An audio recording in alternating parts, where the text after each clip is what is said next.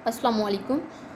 Hello everyone. I hope you all are fine. Myself Ikra Malik, roll number 1002. अब हमारे पास special theory of relativity का section number 15.9 है, जिसमें हमारे पास topic है covariant form of Maxwell's field equations in terms of electromagnetic field tensor. यानी कि हम कोवेरिएंट फॉर्म जो मैक्सवेल्स फील्ड इक्वेशन की है उसको इलेक्ट्रोमैग्नेटिक फील्ड टेंसर की फॉर्म में रिप्रेजेंट करेंगे।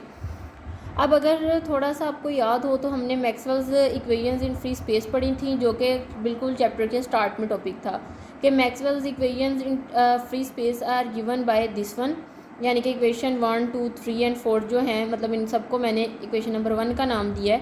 तो हमारे पास ये मैक्सवेल्स इक्वेशंस थी। अब हम कंसिडर कर लेते हैं कि let us consider equations 1 and 4। 1 equation ये है और 4 ये है। अब 4 इक्वेशन को हम अगर कर्ल ऑफ बी है तो हम डेल क्रॉस बी भी लिख सकते हैं। म्यू नॉट एप्सिलॉन नॉट अंदर मल्टीप्लाई होगा तो ये दोनों का रिलेशन हमारे पास 1/c² के साथ होता है। Then I just substitute its value that mu not epsilon not is equals to 1/c²। And then I write partial E by partial t and plus अगर मैं इसको म्यू नॉट को अंदर मल्टीप्लाई कर दूँ तो ये मेरे पास इसके साथ मल्टीप्लाई होकर ये आ जाएगा। और इन द सेम वे हमारे पास जो इक्वेशन नंबर 1 है वो डाइवर्जेंस ई की है, तो डेल डॉट ई आ जाएगा और रो ओवर एप्सिलॉन नोट आ जाएगा।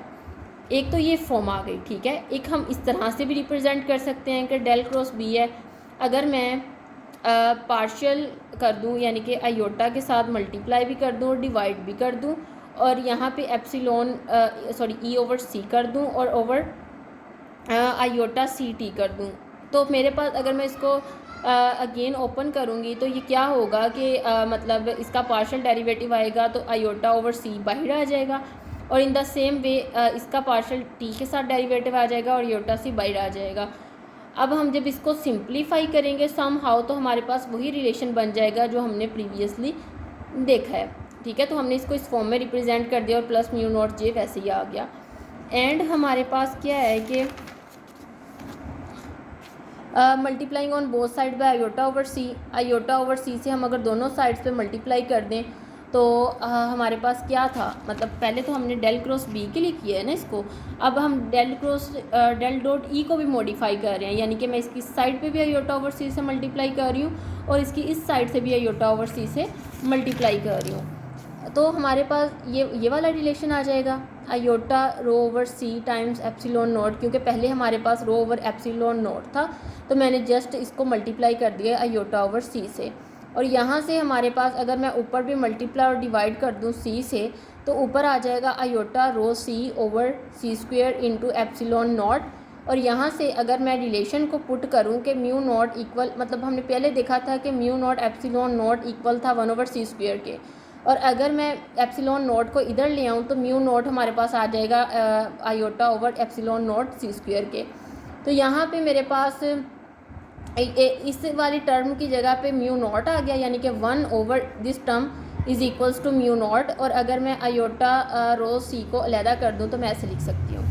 अब हमें ये भी पता है कि मतलब वही इक्वेशन जो मैंने पहले लिखी है तो वो वाली इक्वेशन इस तरह से हम लिख सकते हैं। इसके नीचे जस्ट x4 चेंज हुआ है, क्योंकि इस इक्वेशन में अगर हम देखें तो हमारे पास आयोटा सी टी था और आयोटा सी टी इक्वल होता है x4 के। तो हमारे पास ये वाली इक्वेशन आ गई और इक्वल आ गया हमारे पास म्यू नॉट इंटू जे के, जो कि पीछे वही था, ठीक है। और इसी तरह से हमारे पास अगर इस इक्वेशन को देखा जाए तो हमारे पास ये आ जाएगा म्यू नॉट J4, क्योंकि J4 हमारे पास ये रिलेशन होता है और x4 का भी मैंने मेंशन कर दिया कि क्या रिलेशन होता है।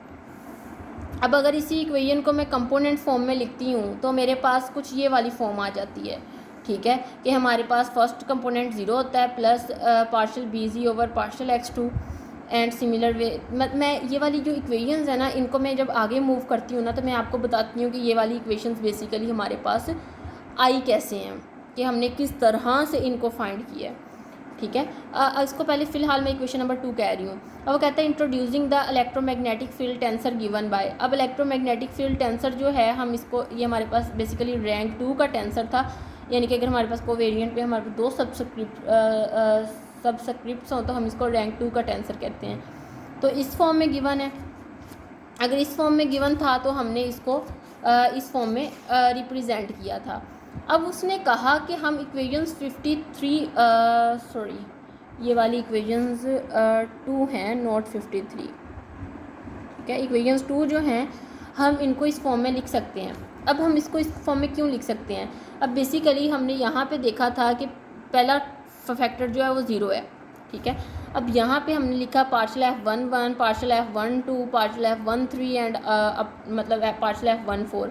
लेकिन यहाँ पे क्या था, बेसिकली इनकी जो वैल्यूज़ थी वो हमने सब्स्टिट्यूट की हुई थी। अब बेसिकली ना इसको फाइंड करने का फार्मूला ये होता है कि एफ म्यू लेमिडा मतलब न्यू कह लें इसको, म्यू टाइम्स न्यू इक्वल होता है a mu one nu one mu minus a mu one nu के। ठीक है, या फिर हम इसको इस फॉर्म में लिख सकते हैं, यानी कि अगर एफ़ हमारे पास म्यू 1 होगा तो यहाँ पे भी 1 होगा, यहाँ पे भी 1 होगा, और न्यू अगर 1 होगा तो यहाँ पे भी 1 होगा और यहाँ पे भी 1 होगा। यानी कि इस तरह से ये दोनों जो टर्म्स हैं वो सेम हो जाएंगी और ये इक्वल आ जाएगा 0 के। इसी तरह से अगर हम यहाँ से फाइंड करते हैं बी जी, मीन्स अगर हम F12 फाइंड करते हैं, 1 बेसिकली किसकी जगह पे आना है, म्यू की जगह पे, यानी कि 1 1 यहाँ पे आ गया और 2 यहाँ पे आ गया। इन द सेम वे ये हमारे पास partial A2 over partial x1 बन गया और minus partial A1 over partial x2 बन गया। अब हमें पता है कि ये वाली अगर हमारे पास BZ इक्वल है F12 के। ठीक है, अब BZ का भी जो रिलेशन है ना, बेसिकली हम इसको डिटर्मिनेंट बना के वो फाइंड कर रहे होते हैं, उसका डेल क्रॉस ले रहे होते हैं, तो फिर इस तरह से ना वो हमारे पास फाइंड हो जाता है। मैंने आगे ना इसको एक्सटेंड करके भी लिखा है, तो वो भी आपको बताती हूँ। ठीक है, तो अगर BZ है F12 है तो partial over partial x2 BZ करूँ तो इक्वल आ जाएगा partial F12 over partial x2 के।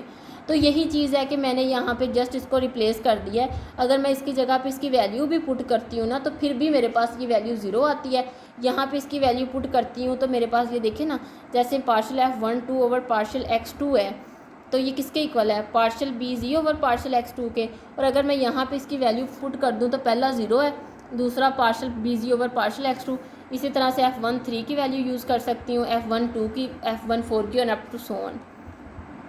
अब वो कहता है कि these equations and hence the Maxwell's field equations 1 and 4 are obtained in the component form.